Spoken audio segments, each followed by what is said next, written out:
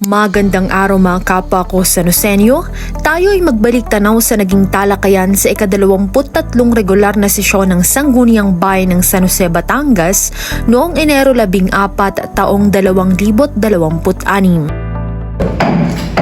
Sa pagsisimula ng nasabing bilang ng sesyon, binigyang pagkilala ng Sangguniang Bayan ang mga San Joseños na pumasa sa September 2025 Philippine Bar Examination na buong pusong kinikilala at pinagmamalaki ng Bayan ng San Jose.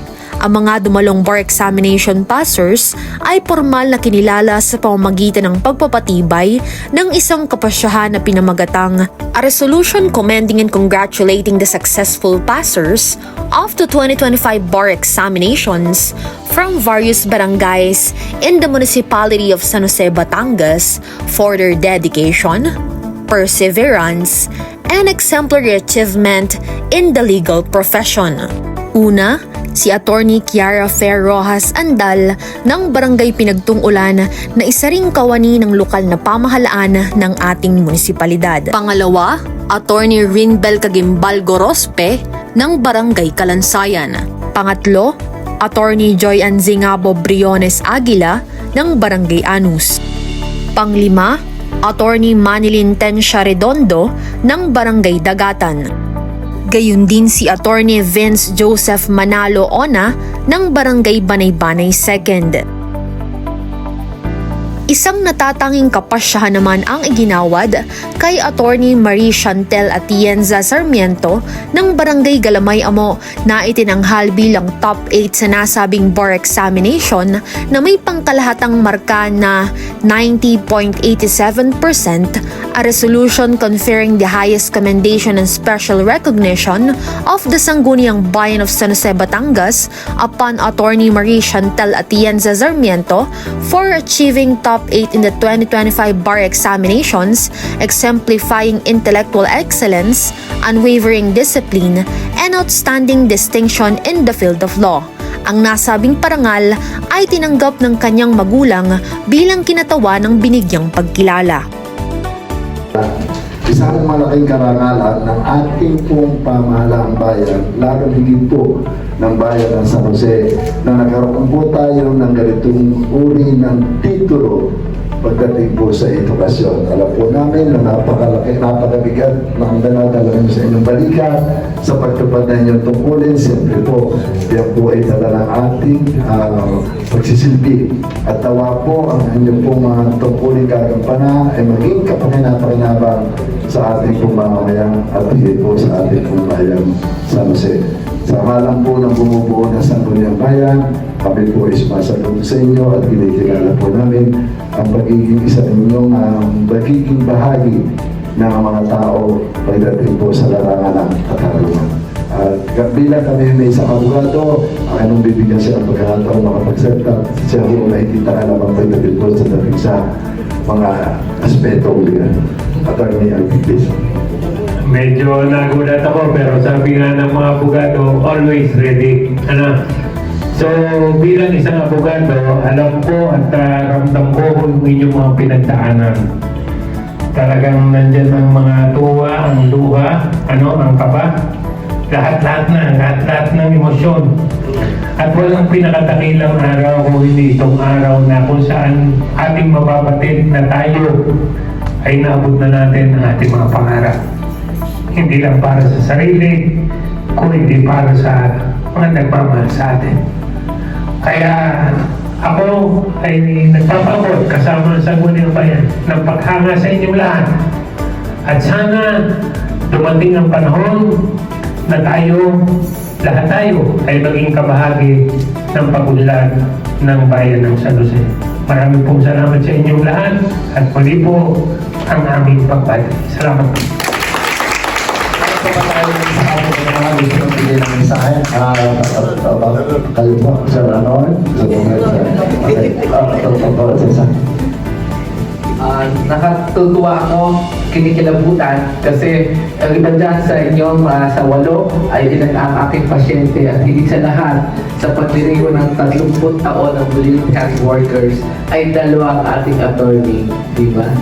Maraming salamat sa inyo. Ano ang pumala? Kami po ay masaya at napakarami pong mga abogado ang pumasa mula po sa ating bayan. Congratulations po, isang karangalan po para sa ating bayan ang magkaroon ng mga dalubhasa, dagdag na mga ekspertong legal. So congratulations po sa inyo lahat mula po sa Sanggunian. Ako'y babatit, ako'y may piso din eh. So, congrats po sa lahat, lalo na sa mga magulang. Congrats po sa inyo, lalo na kay Ma'am, kay Kuya, sa kaibigan ko, sa lahat. At sa lahat po, lalo na sa aking pinsan, na talagang malamanaw sa akin. Congrats po sa inyo lahat.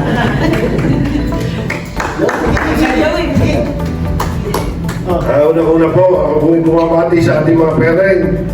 At sa wakas po, nakuha po natin ang titulo. Salamat at congrats sa inyo lahat. Congratulations po sa inyo lahat. Isang maraming salamat po ng bayan. Salamat po. Muli, ang kagawarang pambatasan sa pangunguna na nagsisilbing ama ng Sangguniang Bayan, Kagalang-galang Valentino R. Patron, at ang lahat ng miyembro nito ay taus-pusong bumabati at nagpapaabot ng lubos na pagkilala sa ating mga bagong abogado bilang huwaran ng sipag, talino at dedikasyon. Ang kanilang tagumpay ay patunay na sa pamamagitan ng tiyaga, pananalig at walang humpay na pagsusumikap, ang pangarap ay nagiging ganap na katuparan. Ang kanilang tagumpay ay hindi lamang karangalan ng kanilang pamilya at komunidad, kundi isang dakilang karangalan ng buong bayan ng San Jose ngayon at sa mga darating pang panahon. Matapos ang isinagawang pagbibigay pagkilala, dumako ang kapulungan sa pagtalakay ng kani-kanilang privilege speeches. Sa pagkakataong ito, nagpahayag si board member Kagalang-galang Kathleen C. Briones Kekep ng isang mahalagang usaping nagsilbing paksa ng kanyang talumpati. Ang naturang usapin ay may kaugnayan sa kasalukuyang isinasagawang renewal ng permit to operate business na opisyal na nagsimula noong 5 ng Enero ng kasalukuyang taon. Batay sa impormasyong natanggap ng kagawarang pambatasan mula sa Municipal Treasurer na inimbitahan sa nasabing bilang ng sesyon, kaugnay ng usapin hinggil sa mga naitalang taxpayer sa kasalukuyang koleksyon, tinatayang 35% pa lamang ng kabuang bilang ng mga taxpayers ang nakapagbayad ng kani-kanilang kaukulang buwis sa negosyo at iba pang kaugnay na obligasyon. Samantalang 17% pa lamang ng inaasahang kabuang koleksyon para sa nasabing panahon ang aktual na nakolekta at maayos na naiproseso. Nangangahulugan ito na 65% pa ng mga nasabing sektor ang kinakailangang makapagproseso at makapagkumpleto ng kani-kanilang permit sa loob ng itinakdang panahon. Bilang pagtupad sa layuning matiyak na mabigyan ng agarang tugon at makatarungang konsiderasyon ng ganitong uri ng suliranin, binigyang diin at pansin ito ng Sangguniang Bayan sa inisyatiba ni board member Kagalang-galang Kathleen C. Briones Kekep.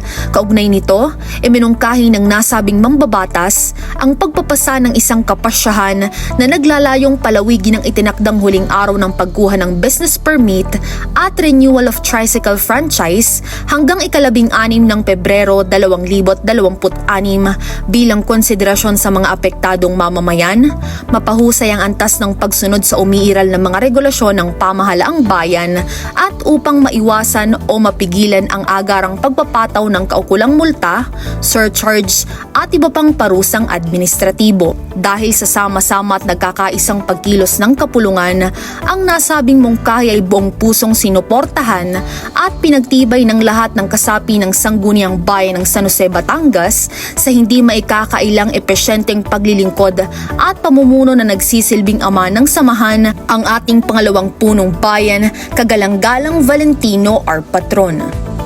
Gayun din, muling ipinahayag ni Kagalang-galang Jose Neris M. Magbing ang usaping kanyang nabanggit sa nagdaang sesyon hinggil sa kasalukuyang isinasagawang pagkukumpuni ng kalsada sa Barangay Don Luis. Kaugnay nito, iminungkahi niyang pag-imbita sa municipal engineer sa susunod na sesyon ng Sangguniang Bayan upang mabigyang linaw at matugunan ang kanyang mga obserbasyon at alalahanin ukol sa nasabing proyekto. Kaugnay ng usaping tinalakay ni Kagalang-galang Jose Neris M. Magbing, ipanahayag naman ni Kagalang-galang Benito P. Atienza sa kanyang privilege speech ang kahalagahan ng road safety, partikular sa mga lugar na may mataas na daloy ng mga tao katulad na lamang ng mga paaralan at ospital. Binigyang din niya ang pangailangan ng sapat at malinaw na road markings at traffic signage, gayon din ang paglalagay ng streetlights bilang mga pangunahing hakbang upang matiyak ang kaligtasan ng mga mamamayan at ng mga nagmamaneho ng sasakyan. Dagdag pa rito, iminungkahi niyang paglalagay ng barrier o bakod sa mga lugar patungo sa barangay Salaban, gayon din sa iba pang mga lugar na itinuturing na delikado o nangangailangan ng karagdagang proteksyon sa hangaring maiwasan ang mga aksidente, mapangalagaan ang buhay at ari-arian, at higit na mapabuti ang kaligtasan at kaayusan sa mga lansangan ng ating munisipalidad. Panghuli, nagbigay ng karagdagang mungkahi si Kagalang-galang Jose Neris M. Magbing kaugnay ng isinagawang pamamahagi ng mga sertipiko ng pagkilala para sa mga pumasa sa bar examination kung saan may ilan na hindi nakadalo dahil sa nauna ng nakatakdang mga gawain at obligasyon sa trabaho.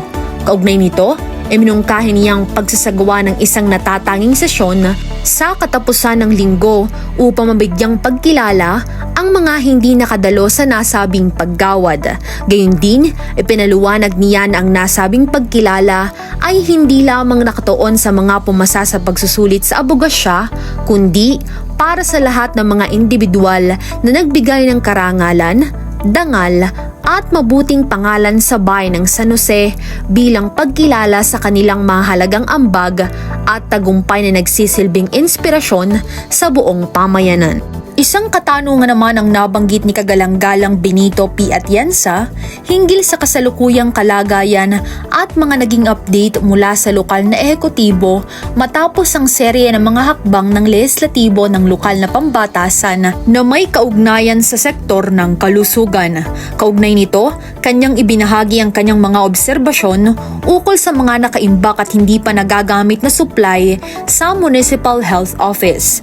Bilang tugon, nagbigay ng kaukulang tagubili ng presiding officer at pangalawang punong bayan Kagalang-galang Valentino R. Patron sa sekretariat na magsagawa ng wastong komunikasyon upang tawagin ang pansin ng Municipal General Services Officer hinggil sa usapin ng procurement at delivery ng mga supply ng nasabing obserbasyon. Kaugnay naman ng usaping binanggit ni Kagalang-galang Benito P. Atienza, ipinahayag ni Kagalang-galang Jose Neris M. Magbing nang walang layuning makapanakit o makasagasa sa sinuman na ang naturang issue ay saklaw ng tungkulin ng ehekutibong sangay ng pamahalaan.